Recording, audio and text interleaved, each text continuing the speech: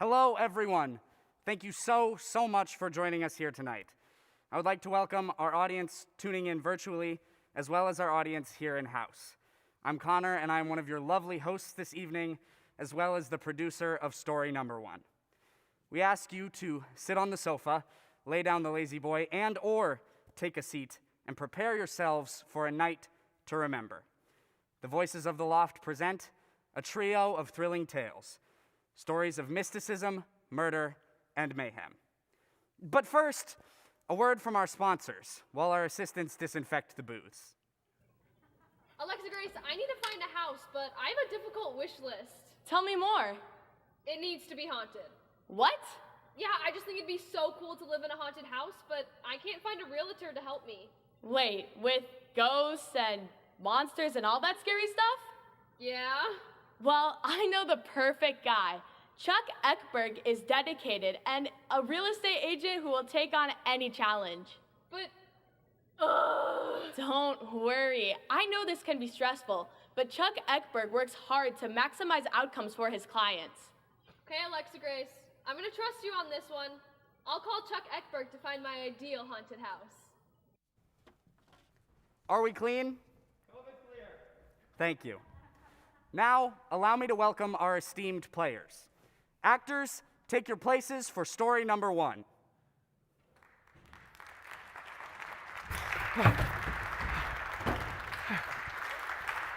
It's really chilly out there. Hey, what are you looking at, huh? Oh, You got a problem? No. Quit looking. Okay. Wait a second, Aunt. You're the guy from Spider-Man New Delhi, right? Oh, yeah, that's me. I saw that movie about a week ago. It was really good. I love. Thank I've you. never seen that. Shut up. That's how Joy I love the is. musical number in the end. He won the hockey game? What? Oh, that's, I love the you know, musical it's like number Go in the Wolves. end. What? The music. Hey! Would you shut up? Huh? You're being so annoying and rude I don't and know what you're inconsiderate. saying. Shut up, Four Eyes. Guys, we can't hear each other because we all have our masks on. Oh, yeah. Right. You forget, you know. Now, introducing our players. Emma Bell Johnson. Hi. Timothy Stills. Hello. Felly Robin. It's actually Felix. Cal Coney. Hello. Norm Lundergaard. Hey there, everybody. And Anthony Waltz. Hello, listeners. As well as our sound technicians, Jason Melbourne, Courtney Reynolds, and Alicia Kane. Before we begin, another word from our sponsors. Grandma, I need your help. What is it now? I don't know what I'm going to do about saving for college. Well, let me tell you what I did for my retirement fund. You see this big bag of doubloons? Yeah? Well, I took them over to GT Financial and they helped me put them away for retirement. But, Grandma, I'm not retiring. What can they do for me? Well, they can also help you financially plan for college while simultaneously helping you save for retirement. Wow. Yeah, have a plan. Be the star of your financial future. GT Financial. And now, our first thriller, written by Rudyard Kipling and adapted by Leah Jensen. Sit back, relax, and enjoy The Mark of the Beast. Cue sound in 5, 4, 3.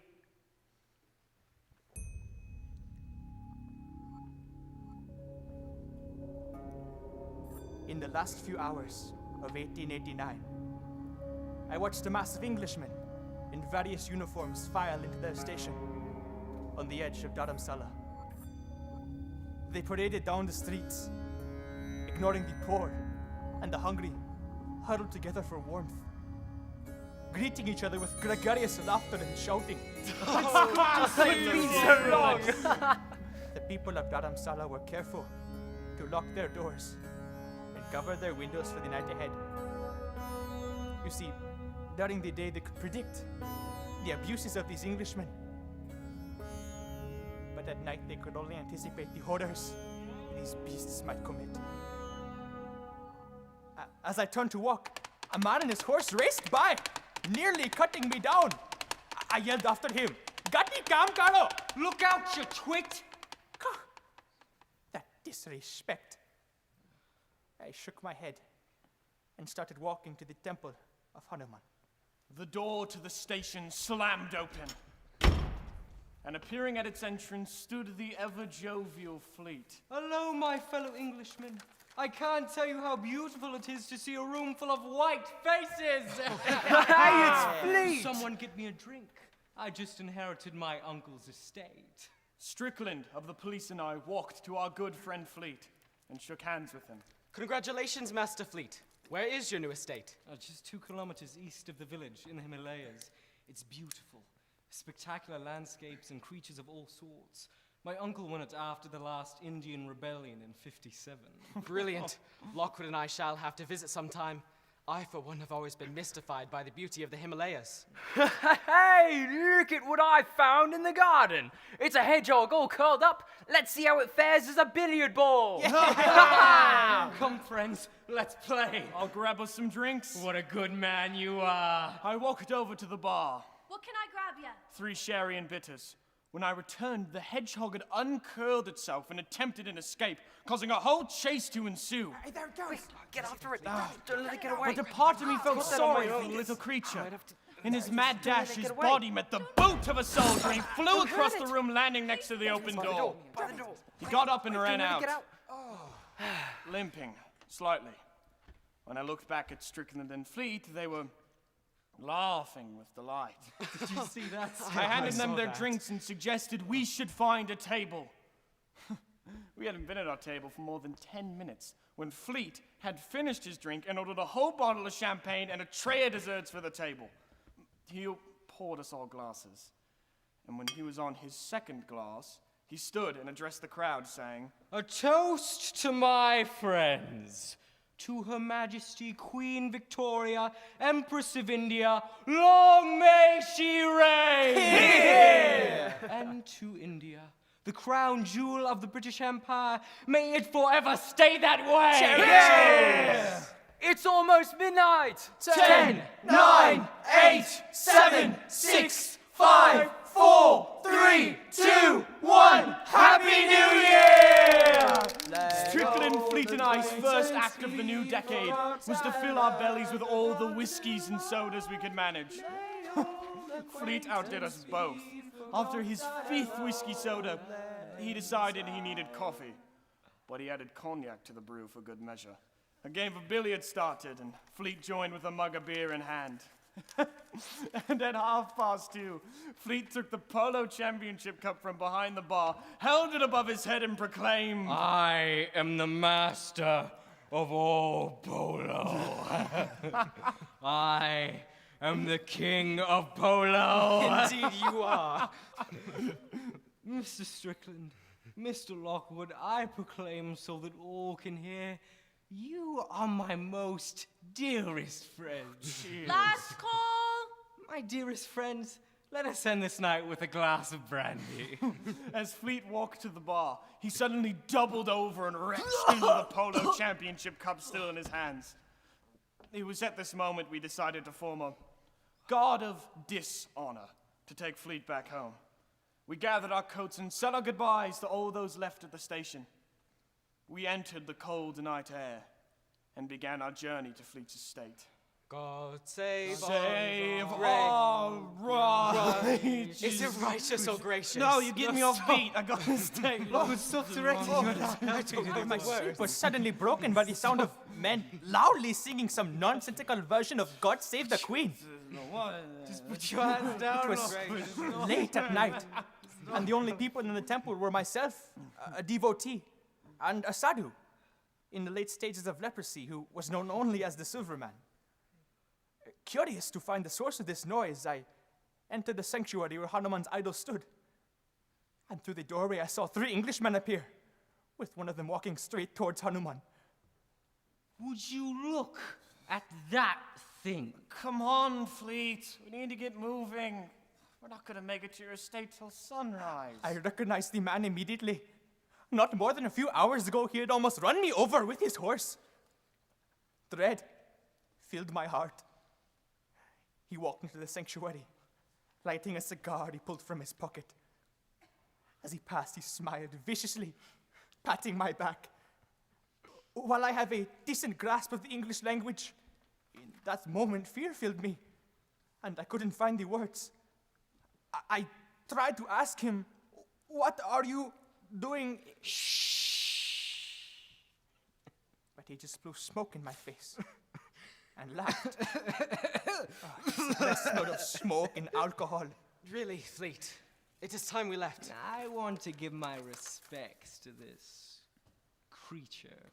Before I could react, the man leapt towards Hanuman, grinding his cigar into the god's forehead, and fell into the god's lap.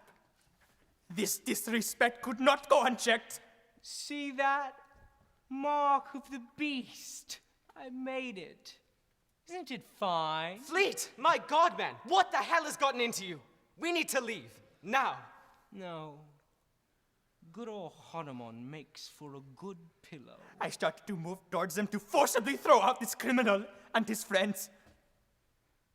But not a moment later, the silver man appeared from behind Hanuman. Though his eyes were hidden by the growths on his face, he turned to me and nodded. And I knew at once he would exact revenge for Hanuman. He leapt towards the perpetrator, burying his face to the man's chest. The other men pulled him off, but it was done. He had already marked him. The silver man ran back behind Hanuman. The others went after him. Get him! I stepped in their way. And with a firm voice this time, I told them, take your friend away. He has done with Hanuman, but Hanuman has not done with him. You watch your tongue, boy! Don't put an arm around Fleet and drag him out of the temple! Stop! The shame of what had just happened followed us into the dark. I couldn't meet the eyes of anyone on the walk back to Fleet's estate. That was the stupidest thing I have ever seen. We're lucky to be alive. He could have killed us without a second thought. If I were you, Fleet, I would thank your stars that you escaped without any major injury. What did that creature do to you? I couldn't see in the scuffle. Do you smell that? It makes me sick. Who allows the slaughterhouses to be so close to the English residences? What smell? I don't smell anything. You can't smell the blood? It's overpowering. Finally, we arrived at Fleet's estate just as the sun began to rise. A servant answered the door and led us to Fleet's room. We laid him in his bed and took off his boots. And as he lay there, I noticed him scratching at the left part of his chest. Satisfied with our work, we closed the door behind us and started the journey back to our homes. I don't like it. They should have mauled us. We should have left with cuts and bruises at the very least. What do you think that man meant by Hanuman not being done with him? Maybe he meant the managing committee of the temple will send a criminal action against us for insulting their religion. We can only hope that that is all they will do. We parted and returned home. I laid down in my bed and tried to forget the events of the past few hours.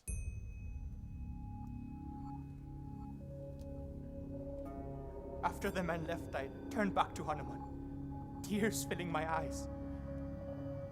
But then the silver man reappeared and began disfiguring to fix the disfigurement. That he fixed the statue. It was like magic. While I originally thought it was permanently damaged, he restored Hanuman, making him new. And the only evidence left of last night's injustice was the lingering anger that seemed to hang in the air. I began the morning puja with those who had entered. I prayed for victory against evil. I woke at around noon with a dull headache and an empty stomach. But before I even began breakfast, a messenger came with a note from Strickland. Meet me at Fleet as soon as you can. I feel as though we are not out of the woods with him yet. After letting my cook know I would be at Fleet's for the rest of the day, I quickly rode to his estate. And when I arrived, Fleet was sitting at the dining room table, sucking the last bit of an underdone chop from the bone. Give me more of those chops! A man who could eat raw meat after a heavy night of drinking is a curiosity. I suppose that's true, but it's the only thing that satisfies my hunger. Good luck with you're here. Fleet, Show him your mark on your chest. Such strange mosquitoes in these parts. I've been bit to pieces, but it only in one spot. Look, I'll show you. Unbuttoning his shirt, Fleet revealed a mark on the left side of his chest. There were 5 or 6 blotches, similar to leopard spots. But they were dark and seemed to be seared into his skin. It was only pink earlier. It's grown black now. Another platter of underdone chops was brought into the room. Fleet bolted towards them, Give me taking the that! platter out of the server's hands. He devoured 3 of them in an instant, like an animal feasting on its prey. He didn't seem to care that his shirt was open or that we were still in the room. When he finished, he looked at us with a mess of blood around his face. I don't think I've ever been so hungry in my life. Strickland implored me to stay for the next few days. I obliged him and sent a man for some of my clothes. And it was then we decided to go for a ride. So we went to the stables. When we entered, the horses bucked and screamed. The ones closest to Fleet were hugging the furthest corner of their pens, their eyes darting wildly and their whole bodies shivering. I am so sorry, gentlemen. I don't know what has gotten into them. They were content not a moment ago. To be honest, I've never seen a horse act like these. They seem afraid of you, Fleet. Nonsense. My mare is the most loyal animal I have ever owned. Look, I'll show you. Fleet unlocked the gate, and the horse flung herself into him, knocking him to the ground and running off into the wild. But instead of chasing after the animal, Fleet just sat there. Master Fleet, are you all right? I'll go after it right away. No, don't bother. Let her go. I'm feeling tired anyways. I think I'm going to lie down. As you wish, sir. Have you noticed anything strange about Fleet's behavior? I thought he ate his breakfast rather oddly. Of course, that could just be the result of having spent so far away from refined society. What worries me the most is that unnerving mark upon his chest. Have you ever seen anything like it? No, I haven't. But that could be explained by any number of insects. Blister flies, for instance. Or maybe it's a newly appearing birthmark, made visible by the change in climate. Whatever it is, I do agree it is unpleasant. Let's go find his mare. Maybe his attitude will change when he wakes up. Strickland and I rode out into the veranda. Our own horses seemed lethargic from the afternoon's episode. Neither of us spoke during the search, other than to call attention any signs of the mare. And we found the mare about 1.5 kilometers away from the estate. He was exhausted and skittish. We managed to calm it down enough to bring it back to the estate by sundown. And sundown brought with it the bitter cold, so we lit torches for light and warmth. As we walked to the estate, we noticed the figure of some beast pawing its way through the dirt underneath the orange trees. As we got closer, we realized the beast was none other than Fleet. What the devil is wrong with you? Nothing. I've been gardening, botanizing. I love the smell of the earth. I think I'm going for a walk. A long one. All night. Come on. You're gonna catch a fever out here. Let's go in and have dinner. No. Let's stay out here. It's beautiful out tonight. We'll have more of those chops. Lots of them. Underdone and bloody. Enough! Come inside at once. The lamps inside the house revealed Fleet's shocking appearance. He was covered in mud and dirt. An unnatural green shone behind his eyes, and his expression was manic. He cowered from the light and bolted into his room, slamming the door shut. So we resolved to have dinner without him, assuming he would need some time to at least clean himself. But during dinner, we heard him thrashing in his room. We decided to investigate, and suddenly, the most disturbing noise I ever heard in my life erupted. When people talk about hair standing on end and blood running cold, they usually mean it as some amusing anecdote. I can tell you, these sensations are nothing to be laughed at. My heart stopped. Strickland turned white as a sheet. The howl was heard again. It was answered by some beast out in the veranda. We broke down the door to Fleet's room and witnessed him attempting an escape out of his window. Stop this, get a hold of yourself. Come now, get away from me. Get away from me. Strickland grabbed a boot jack and struck Fleet with it while I quickly moved to sit on his chest. While Fleet snarled and scratched at me, Strickland restrained him with some belts he found in the closet. The whole affair was beyond anything I could rationalize. I tried to say, rabies, but my mouth couldn't form it. I knew it was a lie. Strickland, I sent for Dr. Dumois. It's no good. The doctor can't help him.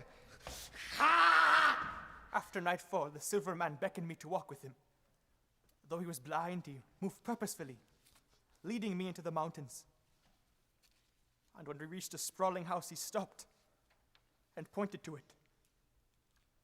And as if on cue, a terrifying howl erupted from it, followed by shouting and screaming. Come now, Fleet. Something Get away tried to from escape there. from a window, but a group of ants put it back in. My first instinct was to run inside and help the people, but the Silver Man put a hand on my chest, stopping me. I recognized the horse galloping frightfully through this field. This was his revenge on the Englishman, and he needed me to be a witness. I saw someone leave the house, so I guided us behind some trees. Dumois came early in the morning to examine what was left of Fleet. When she walked in, a mix of terror and disgust washed over her face. She tried to examine him as best she could without getting bit or scratched at. In my years of practicing medicine, I have never seen anything like this. Has he been bitten by some kind of animal recently? He was bitten by one of his terrors the other day. Did he cause those marks on your arm? In the tussle of getting him restrained, he bit myself and Lockwood a few times. I would advise you to wash and bandage those right away. He may have infected you as well. And please, find the beast that bit him and kill it. What do you think he has? I believe he has an advanced case of rabies, but he most likely won't make it through the night. I could stay with you until the end if you wish. No! I wouldn't want to poison your new year. I just ask you one thing. Could you please not tell anyone of Fleet's real cause of death? I wouldn't want anyone to think of him as a fool. Of course. We will return tomorrow to remove the body. Dumois left, her face still washed with horror and disgust. I watched as she rode back to town. In the background, Fleet continued to thrash and howl. His strength and energy knew no bounds. Strickland was pacing the room for 20 minutes, until finally he looked at me. I have an idea of what is wrong with him, but it is far-fetched. What is it? Perhaps the leper at the temple bewitched him for desecrating the image of Hanuman. What? Even if that were true, the punishment couldn't have taken effect so quickly. Then, outside we heard something cough. Through the window, we saw him. The leper from the temple. Those eyes were covered by lesions. He seemed to stare at me. In an instant, he broke into a limping run. Strickland bound after him with incredible speed. I grabbed the old shotgun mounted on the wall and some ropes from the stables and ran after them. I caught up not long later. Strickland was on top of the leper, strangling him. What did you do to him? Tell me! Strickland! Let him go! We need him for to fix Fleet! I stood in terror. The Silver Man motioned me to hide when he was discovered. He tried to run, but the man pursued him and easily caught him. I watched as the man hurled him to the ground. That repugnant Englishman punched him in the face multiple times until blood ran down his mouth. I started to move towards him to help, but the Silver Man shook his head. So I obeyed his wishes and stopped. But then, the man began to strangle him, shaking him and screaming. The other one came from the house and broke them apart. Strickland! And then they tied the Silver Man up and dragged him back inside. And I returned to the temple defeated. Again. We brought the leper into Fleet's room. Fleet's body was twisted and he frothed at the mouth. Between gasping breaths, he snarled and screamed at us. But the leper made no attempt to escape.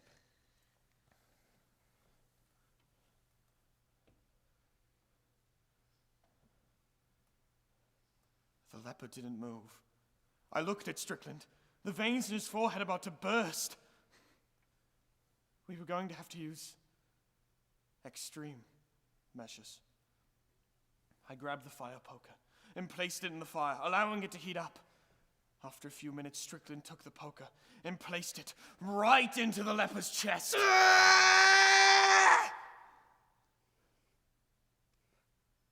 The leper didn't make a sound, but you could see the pain violently wash through his face. The leper lay still. Fix him! And I Or looked you'll at get each it other. again. We continued our process throughout the night. Finally, as the sun broke the horizon, the leper relented. He motioned his head towards Fleet, and we untied him. He crawled, beaten and burned, to Fleet's body. He lifted his hand and placed it on Fleet's mark. And then it was done. Fleet's body relaxed. He opened his eyes. To our relief, the green was gone. His spirit returned. We released the leper, and he limped off into the distance. We let Fleet sleep a few hours.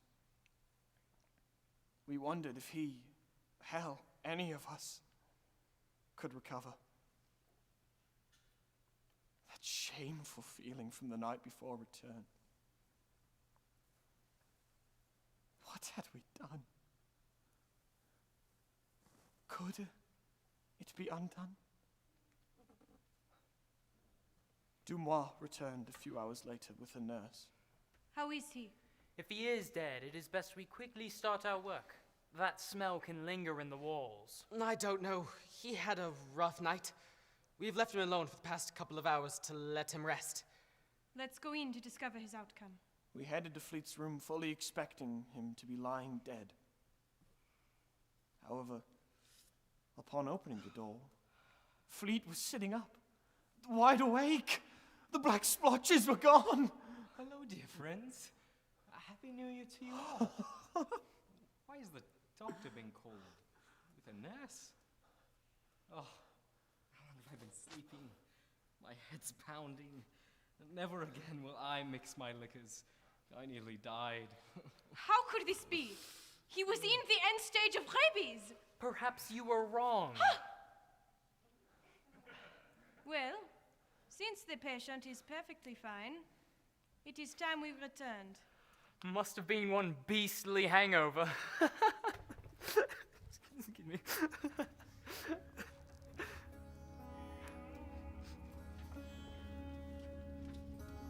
The silver man came back to the temple, beaten bloody and skin burned. Anger rose high within me. This was inhumane. The man was old and feeble, and they felt it right to do this. They are disgusting. I told the silver man I would make it right. But again, he just shook his head. I touched his wounds. All was finished. The silver man exacted his revenge. I cleaned his cuts and bandaged his burns. And when I was finished, he got up and he walked. I watched as the man disappeared into the horizon, traveling to his next destination.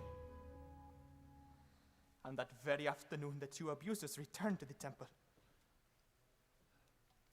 We came to offer our redress for the desecration of Hanuman. We wish to make it right. That is not true. What?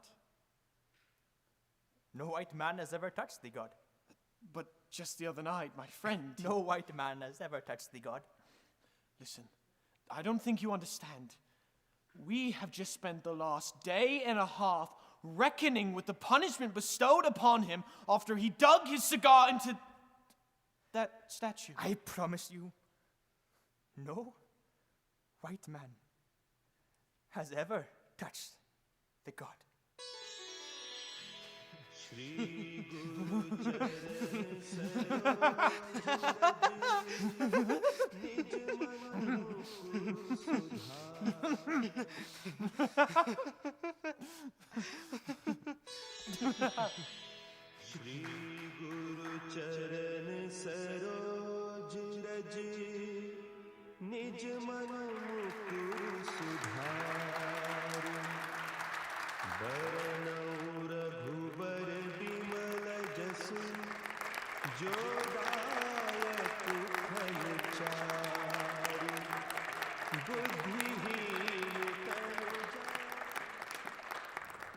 King of Kings Lutheran Church is a proud sponsor of our school's theater program.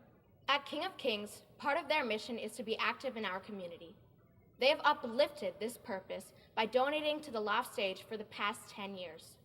Our production, a trio of thrilling tales, is the most recent addition to King of Kings' support for their community. Please enjoy the rest of the show.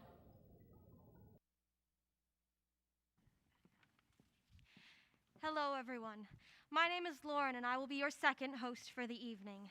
I hope you all enjoyed story number 1, and I would also like to give a big thank to our wonderful sponsors. Now, as you can see, we are disinfecting the booths between each use to ensure our actors' top safety. Speaking of our actors, let's bring them out. Are we COVID clear? COVID clear! Perfect. Players, take to your booths.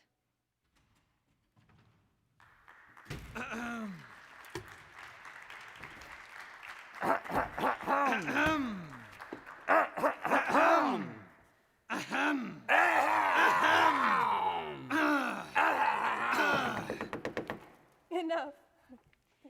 And now I present to you our esteemed actors. We have Robert Price Jr., Regina Cooper, Thomas Cruise, and Johnny Armstrong.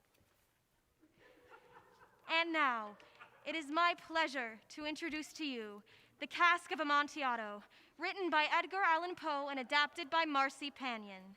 Cue sound in 5, 4...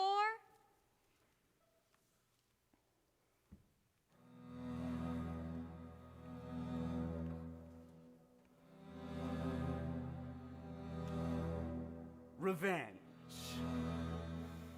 Sweet revenge. I will have it. I will be avenged. I, Montressor, have lost my vineyard, my father, and my inheritance because of one man, Fortunato, whom I hate with a passion stronger than iron and hotter than the sun. I have waited long enough, and it is time. I shall have him.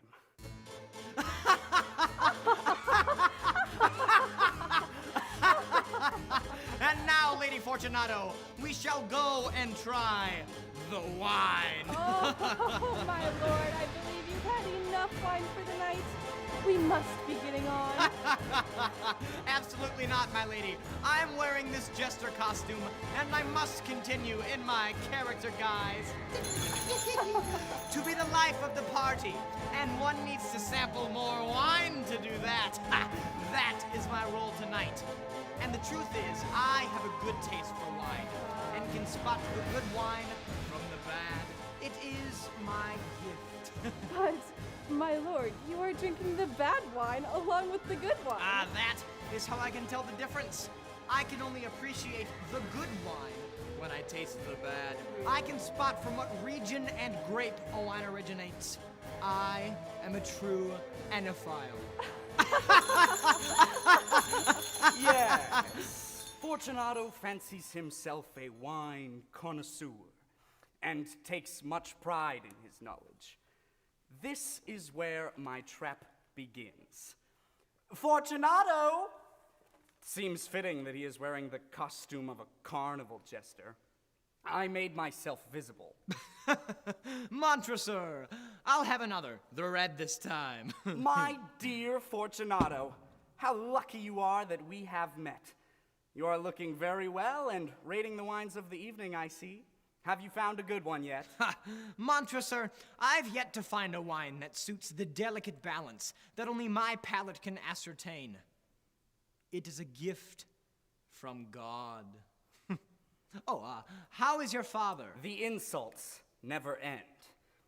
Why, you know very well that my father now resides in the Montressor vaults with his ancestors. Ah, yes. I had forgotten. On with my plan. My dear Fortunato, I've received a cask of what passes for Amontillado, but I have my doubts. How? Amontillado? A cask? Impossible! And in the middle of a carnival? I have my doubts as well. Yes, I was silly enough to pay the full Amontillado price without consulting you in the matter. I couldn't find you, and I made the purchase. Amontillado? Doubtful to be a true Amontillado. Oh, Amontillado. Come, Lord, we really must be off. We are expected elsewhere. As you are engaged, I will be on my way to Lucrezi. If anyone can discern a good Amontillado, it is he. Lucrezi? He cannot tell Amontillado from sherry. And yet, there are many who have it that his taste is a match for your own. Ah, come, Montressor, lead on. We must to your vaults. My friend, no. I will not impose upon your good nature. You have an engagement. Thank you, sir. He does. Now, my lord, let's be on our way. Lady Fortunato, you must go on your own. My services are needed. I cannot, will not attend this engagement with you. Tell them that I have been asked to give some very important advice, and it is imperative that it be given tonight. No, I'm now, not. Be off with you. You will regret this when you wake up somewhere in the damp, dark cold with a pounding headache. I will not be looking for you. Sir Montressor, this clown is all yours. Well, Montressor, my calendar for the evening is now all clear. On to the Amontillado! My friend, I am aware that you are afflicted, and the vaults are cold and damp and encrusted with black mold. It has been known to be toxic to those with breathing difficulties. Bah, let's go nevertheless. Do not be concerned. I've been in more toxic air at the local pub, and this cold is merely nothing. Amontillado. Ha! You were going to go to Lucrezi. He cannot distinguish grape juice from Amontillado. Onward! I proceeded to lead him to the ferry, to cross the river where my estate lies. Boatman! I've just taken my last trip, sir. Now on to the carnival. But we must get across. I'll make it well worth your while. I'll pay you double. Triple. I have someone waiting. Triple it is. Come, Fortunato, let us board. A man of means now, huh? Tell me, how did you recover from losing your vineyard? As you know, my father died of shock when we lost the vineyards. I admit I have not recovered, but I am doing my best. Unfortunate indeed. But let's let bygones be bygones. I have forgotten all about it. Onward to the Amontillado! Please sit still, or we will capsize. Tell me, boatman, how do you know where you are going? Because I cannot see anything. It is rather pitch black in here, and I'm a little afraid, and I have the stars to guide me, and the light of the moon. But, my friend, what if it is cloudy? Then there are clouds covering the moon and the stars and everything, and then everything is hazy I follow and the blurry. light. Light? What light? I said it's pitch black in here. Look I can barely see there, my fingers. Oh. And you will see the light on the dock. It is the light I follow. Ah, yes. There it is. A burning torch. That is the dock. The light at the end of the tunnel.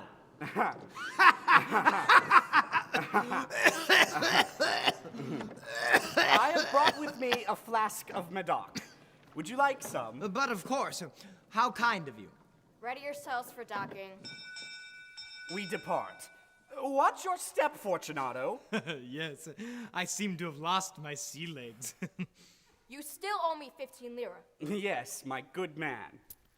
1, 2, 3, 14. Sounds about 15 to me. Thank you, sir. I will not be back tonight. You will have to find your own way back. Yes, I have my own boat here. Come, Fortunato, to my estate and the Cask of Amontillado. The Amontillado! The walk seemed interminable, but I kept the man drinking the Medoc. The flask was emptied just as we arrived. I knew the servants would be at the carnival. The house was empty. Here we are, good sir. Here is your torch. Just follow my lead. I led him down a long and winding staircase. When we reached the bottom, we stood together upon the damp grounds in the catacombs of the Montressors. As we began walking, my friend was unsteady, and the bells upon his cap jingled with every step. The cask? A bit further, but have you not seen what gleams from these walls? Yes, it is hard to miss the mold. The black mold. My dear Fortunato, the fumes from the mold are too much for you. It took many minutes before he could speak. It is nothing. Come, we will go back. No. Your health is precious. Well, yes. You are rich, respected, Well, yes. admired, beloved. Yes, well. You are happy as once I was. Oh, no. You are a band to be missed. For me, it is no matter. We must go back.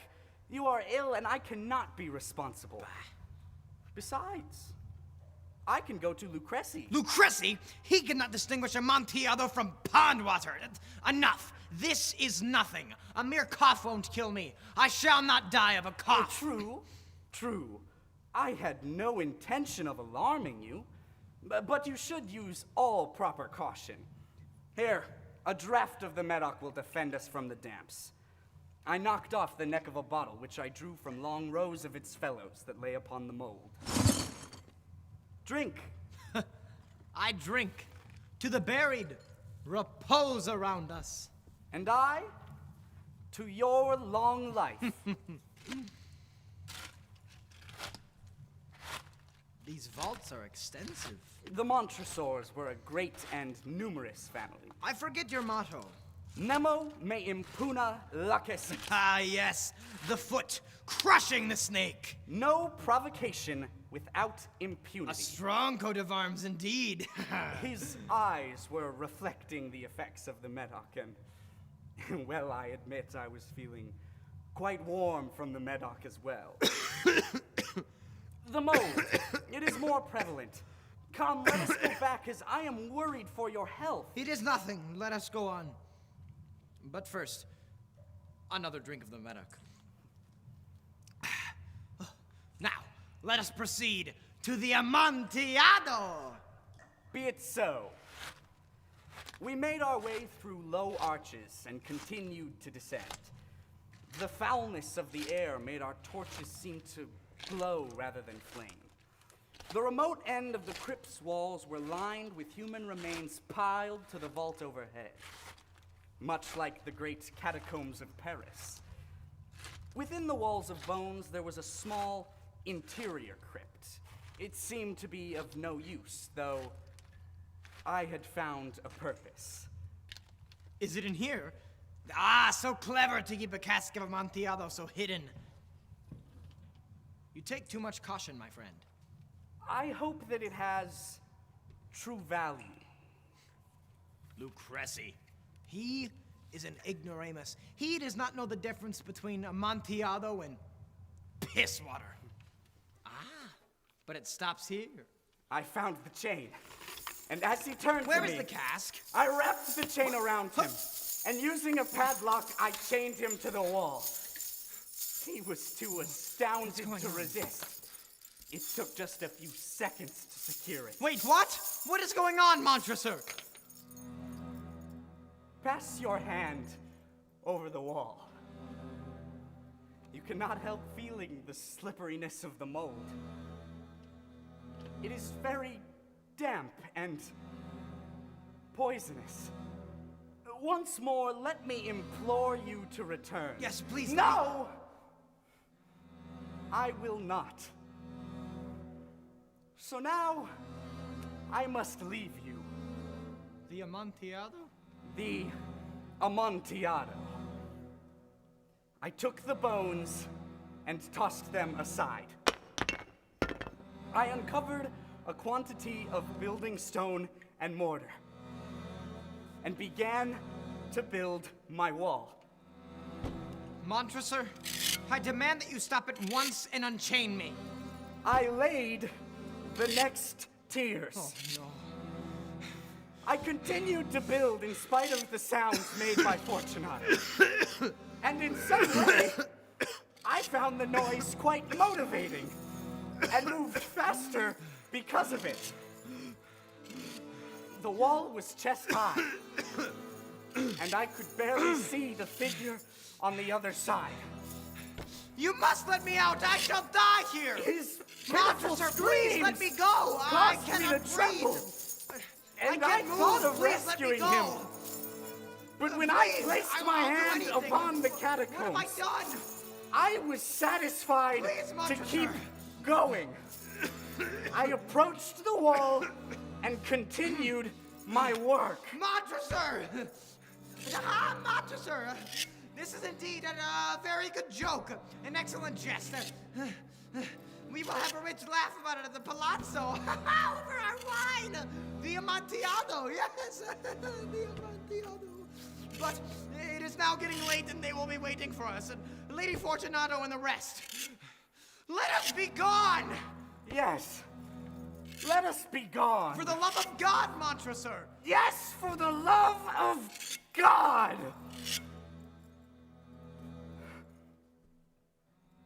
To this, I received no response, and I grew impatient. Fortunato! No answer.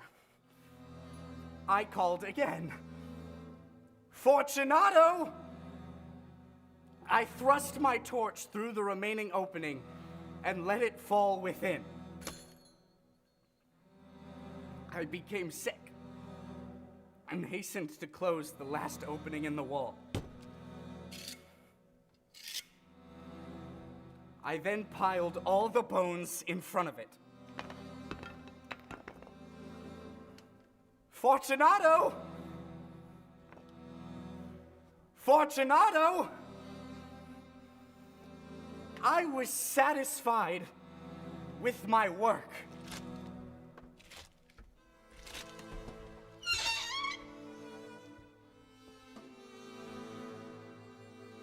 "50 years have passed, and the tomb was never discovered. I am the only one who knows what happened to that man of insults, Sir Fortunato. My duty to the Montressor coat of arms is fulfilled. Nemo me impuna lacessit. No one provokes me with impunity. Salute.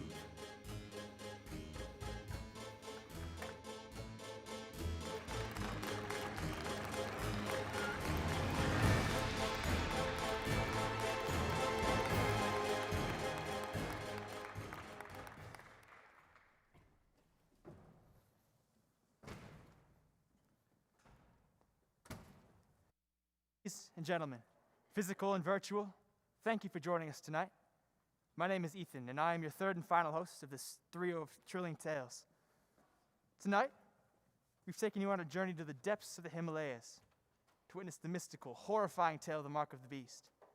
And then, beneath the mansions of Italy, to witness the dark, vengeful story of the Cask of Amontillado. And now, for our third and final performance of the evening, we wanted to bring you something a little different. A cherry on top, if you will. But first, a message from our sponsors. Hey there, pal. You look down.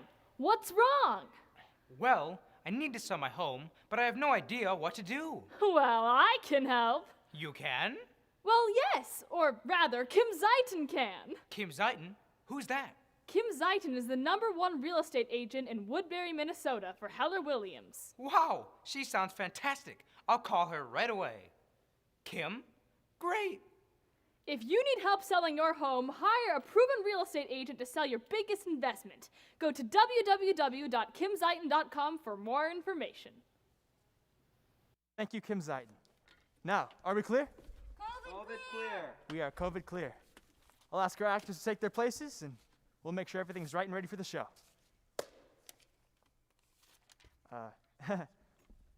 Actors, places, please.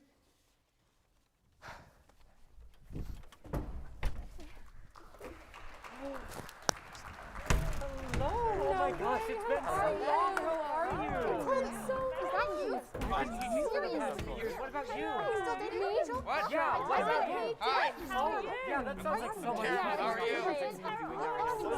And now I would like to... What's your name? My name is Stuart. Oh, nice to meet you. And now... And... Thank you.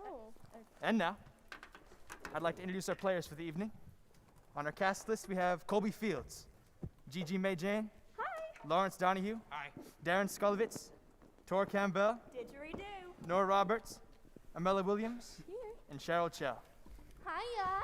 And in the sound, we have Jason Melbourne, Alicia Kane, and Courtney Reynolds. And now, before our final performance, we have one last message from our sponsors. Take a look. Hunter, help! I've just been hit in the face by a baseball at 100 miles per hour. My teeth are so messed up now. Well, Zoe, baseball clearly isn't your thing, but having beautifully straight teeth can be. Really? How? I'm glad you asked. Since 1995, Hensler & Koshian Orthodontics have been bringing you the pearly whites of your dreams. They provide a variety of options for every budget, including braces and Invisalign. Go to hkortho.com or call 651-739-1555 to learn more. Wow. Thanks, Hunter. I'm glad a team of trained professionals will be able to fix my smile, so I can smile, shine, and take it one day at a time. Just stay away from baseball for a while, okay? Definitely. Thank you. And now, for our third and final performance of the night, sit back, relax, and enjoy the story by Oscar Wilde, adapted by Marcy Panion, The Canterville Ghost. Player, 5, 4, 3, 2. I remember the day that we moved into Canterville Chase, a beautiful estate outside of London. Oh, and the stories of it being haunted by an ancient ghost. How exciting! Terrifying and romantic. A ghost of my very own. I was eager to hear its ghoulish tale and delight in its playful hauntings. This is my story, and I'm happy to tell you about it. The events at Canterville Chase have shaped my life and made me the woman I am.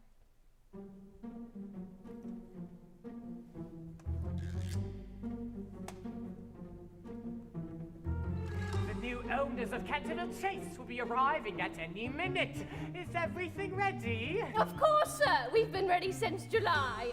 I understand that they're Americans, sir? Yes, unfortunately.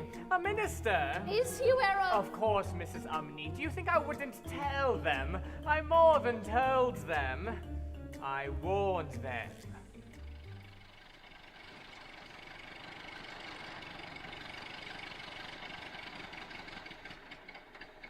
They're here! Welcome, Mr. Otis, to the Canterville Chase estate.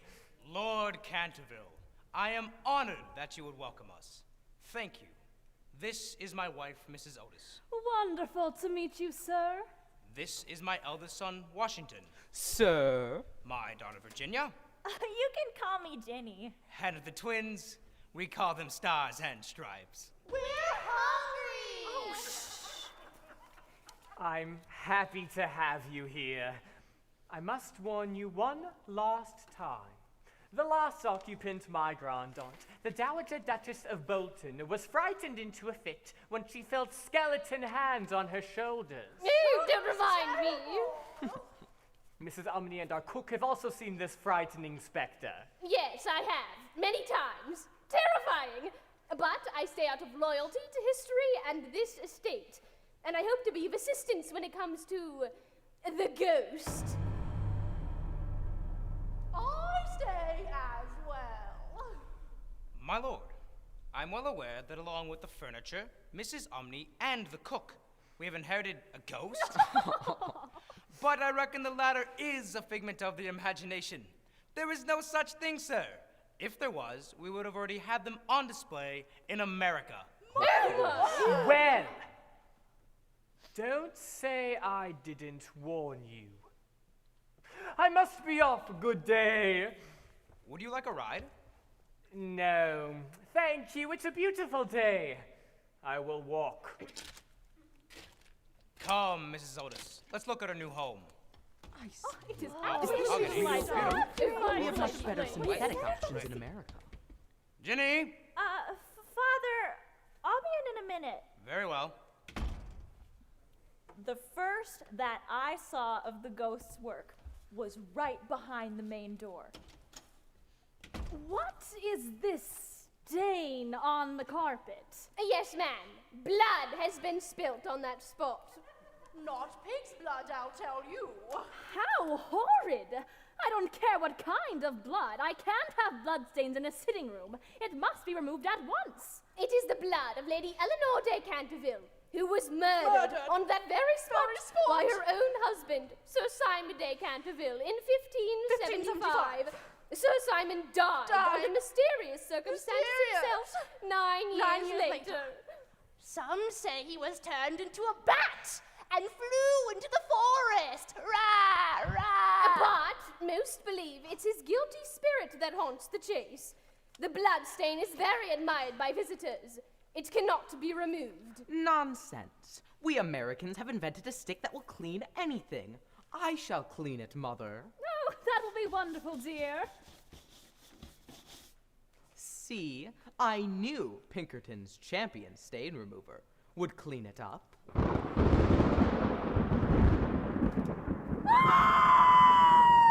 Mrs. Umney has fainted! Oh dear, Miss Umney has fainted. The ghost! It's just a storm. No need to faint, Mrs. Umney. No, it is the ghost! The ghost! It is. I'll tell you this, Mr. and Mrs. Otis. He'll go to no ends to scare you off. Or worse. Don't you worry. Mrs. Otis and I have no fear of ghosts. Oh, dear. And now, what's for lunch? Yay! We're hungry. I have prepared rabbit stew with carrots and potatoes. Sounds wonderful. Shall we adjourn to the dining room? Absolutely delightful. My father was the first to meet our ghost in the first night in the house. Is that chains? It sounds like the noise is coming from the hall closet. You must see what it is. Of course, my dear. Hello? Who's there?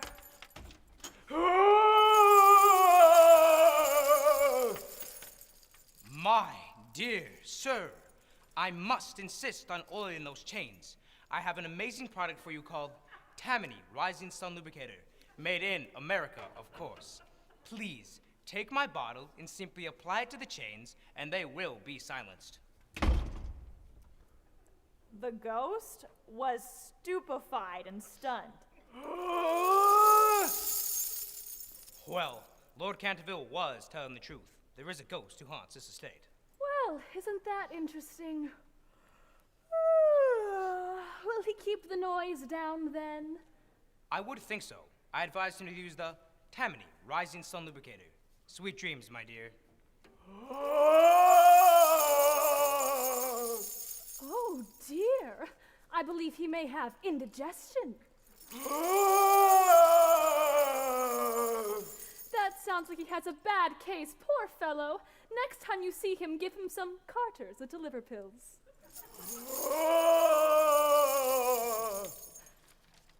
Over the next few days, the ghost, Sir Simon, was having a heyday with the bloodstain. One day, it would appear to be a dull red color. Oh, no. The next, a vermilion. Washington! Yes, ma'am. And then rich purple. Oh! I've got it. And once it was a bright emerald green. Green. I found it very amusing. Sir Simon the Ghost became the center of conversation at breakfast. Every night, there would be a new mishap caused by the ghost. And every night, his efforts to scare us were unsuccessful. The twins found much enjoyment in tormenting the poor ghoul and went after him with their pea shooters. Get him! I got him! Ouch! It went right through him! The most humiliating trick my brothers played was when they made their own fake ghost and frightened Sir Simon. It's quite comical. Quite the conversation at the kitchen table. You must leave that poor ghoul alone. Never!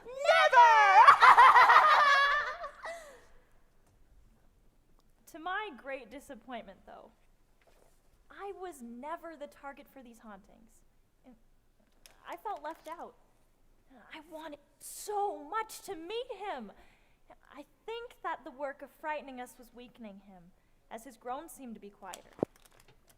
The bloodstain even disappeared and the carpet was clean. He revived a bit when we would have visitors who were English. Mrs. Umney and Cook were victims of many a scare by the ghost.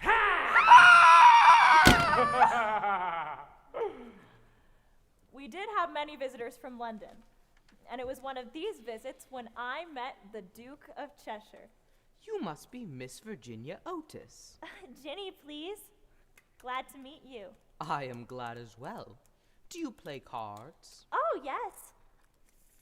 But I must warn you before committing more time with us. We have a ghost that tends to frighten our guests. Oh, I know all about the ghost. You do? My granduncle cheated a man out of £50,000 during a card game, and he was visited by the spectre. The next morning, they found him on the floor of the card room in a helpless, paralytic state. He lived on to a great old age, but unfortunately could only say, "Knave of diamonds." Ooh. Oh, dear.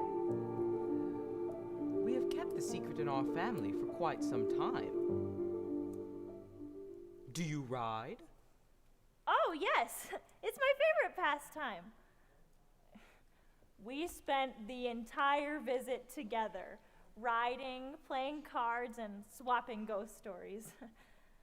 After a walk around the estate, I decided to change out of my riding clothes. I was walking up the back staircase when I spied a crumbled old figure of a person in the tapestry room. I thought it was Mrs. Umney. But as I got closer, I realized that it was not Mrs. Umney, but the Canterville Ghost himself! Sir! Madam, please excuse my pitiful state. I've just been attacked by those young boys. Please don't apologize. My brothers are little tricksters, but they're leaving tomorrow for boarding school. I promise that if you behave yourself, no one will bother you for some time. It is absurd asking me to behave myself. I must rattle my chains and groan through the hallways. Oh! It is my only reason for existing. That is a truly wicked existence to lead. And from what Mrs. Umney told us, you also led a wicked existence in life. She said that you killed your wife? It is true I killed my wife, but it was a purely family matter. It is very wrong to kill people. Oh, I hate the cheap severity of abstract ethics. My wife was very plain, never had properly starched my ruffs, and couldn't cook worth a sixpence. Why, I once shot a buck, a magnificent beast, and do you know how she fixed it?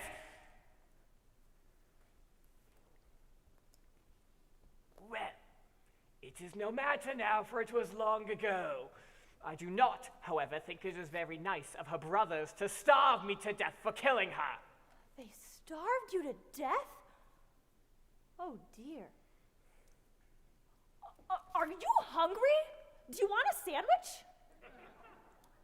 No, thank you. It is very kind of you, but I never eat anything now. You are much nicer than the rest of your horrid, rude, vulgar, dishonest family. It is you who are rude and horrid and vulgar. And as for dishonesty, I know it was you who stole the paints out of my collection to refurbish your ridiculous bloodstain. I never said anything, but I was very annoyed. And by the way, who has ever heard of emerald green blood? Well, really, what was I to do? It is so difficult to get real blood nowadays. As for color, it's a matter of taste. The Cantervilles have blue blood, for instance, the very bluest in England. But I know you Americans don't care for things of this kind. You know nothing about it.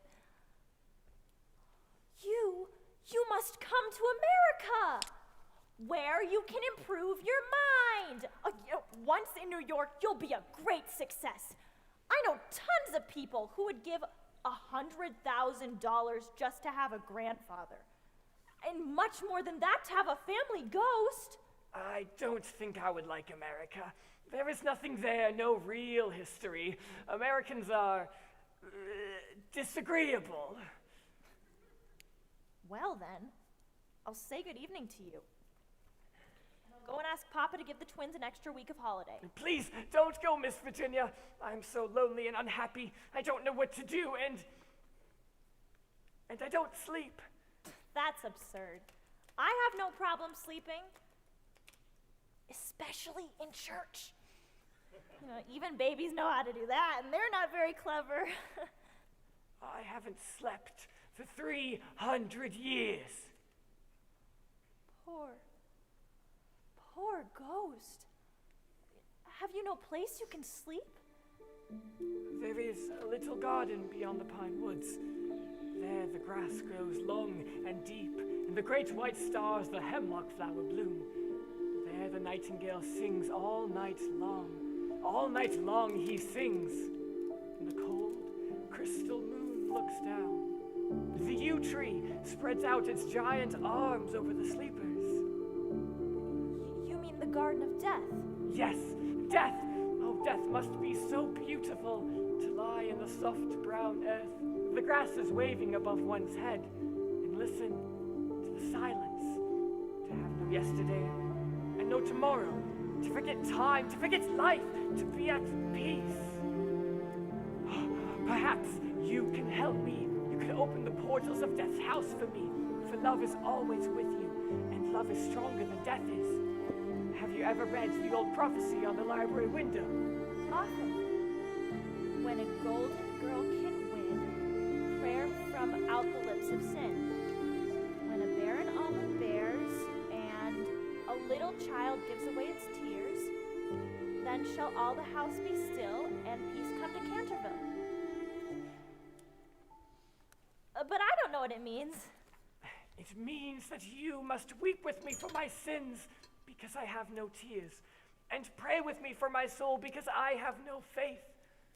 And then, since you've always been sweet and good and gentle, the angel of death will have mercy on me. I must warn you, you will see fearful shapes in the darkness, and wicked voices will whisper in your ear, but they will not harm you. A child who is pure cannot be harmed by the powers of hell. I'm not afraid. I will ask the angel to have mercy on you. Sir Simon took my hand with his icy fingers and swept us away.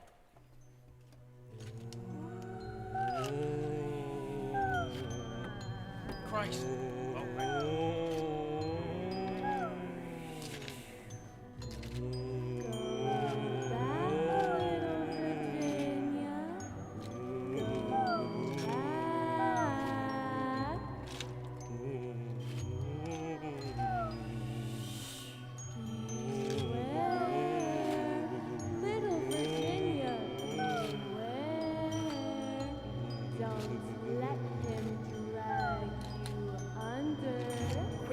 Quick, or it'll be too late! Sir Simon of Canterville, in life you committed sins against your family and the natural world, and as punishment were doomed to wander the halls of Canterville forever. Yet, you have found a pure spirit who has come to attest to your changed character. You have been granted your rest.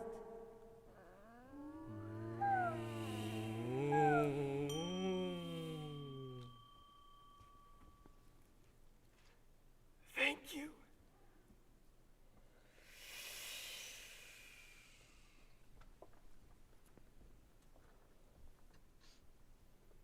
I don't know how long I was gone,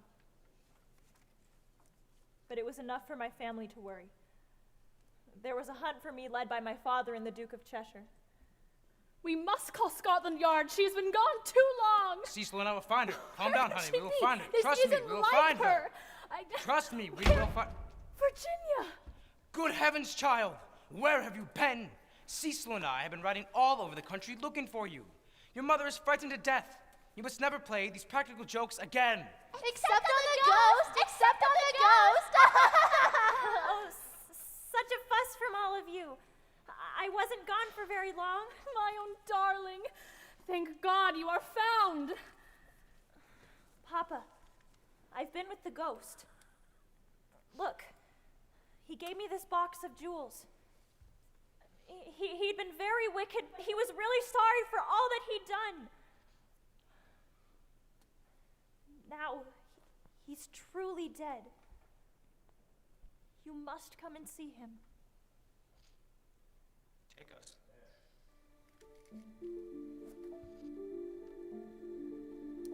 I took them through a secret corridor to a large oak door studded with rusty nails. I touched the door, and it swung open to reveal a small room with a vaulted ceiling and one small window. Chained to the wall was a gaunt skeleton stretched across the floor as if it were reaching for something placed just out of reach. The jug it was reaching for was once filled with water, but now was filled with green mold and dust. I knelt down and picked up the hand of the skeleton and began to pray silently. So, that's how Sir Simon met his demise. Tragic.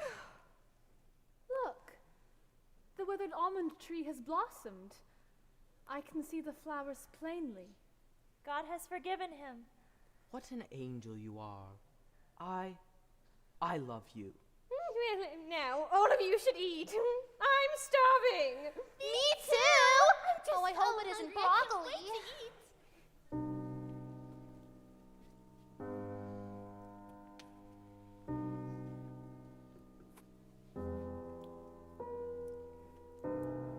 had a nice funeral for Sir Simon, and he was buried under the yew tree. I thought of the ghost's description of the Garden of Death, and my eyes began to flood with tears.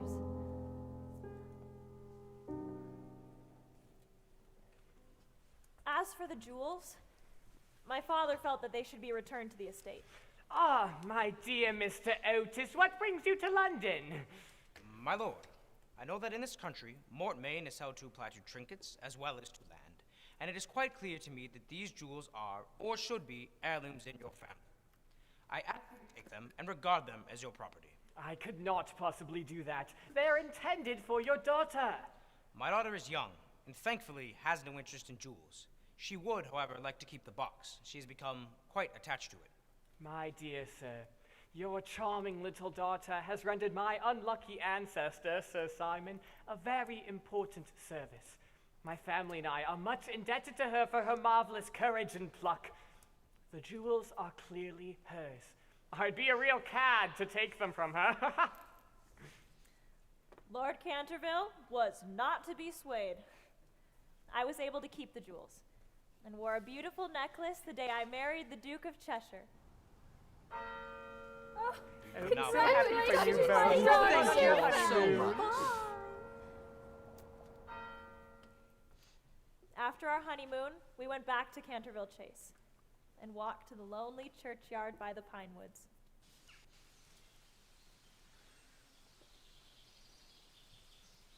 We had a great deal of difficulty deciding what to put on Sir Simon's tombstone, but finally decided to engrave the initials of the old gentleman and the verse from the library window. We placed roses at the site. Ginny, a wife should have no secrets from her husband. Cecil, I have no secrets from you. Yes, you have. You never told me what happened to you when you were locked up with the ghost. I've never told anyone, Cecil. I know that, but perhaps you will tell me. Please don't ask me, Cecil. I cannot tell you. Very well, then. You can have your secret as long as I have your heart. You'll always have that, Cecil. And you will tell our children someday, won't you? And with that, I blushed and kissed him with all the love I had. Yes, I will tell of the events, and of the ghost whose gift to me is much more precious than the Canterville jewels. Poor Simon. I owe him a great deal. I mean, he made me see what life is and what death signifies, and why love is stronger than both. You are a wonder, my love. Then we read Simon's tombstone together. Golden girl came in, prayer from out the lips. When the barren almond bears, and the little child gives away its tears, then shall all the house be still. And peace come to Canterville.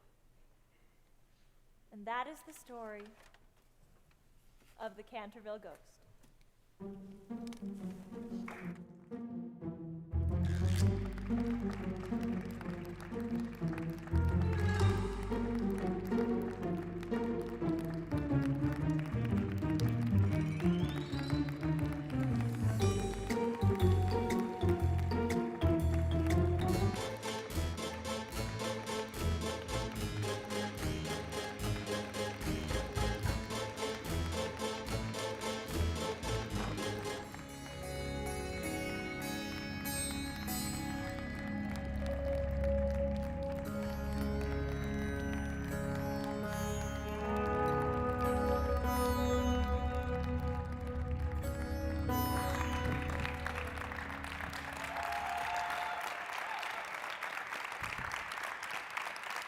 Once again, we would like to thank you so much for being here with us tonight.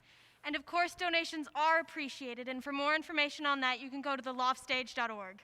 We thank you all for your support. Stay safe and have a great night. You guys want to go to Applebee's? Of course. Yeah, let's go.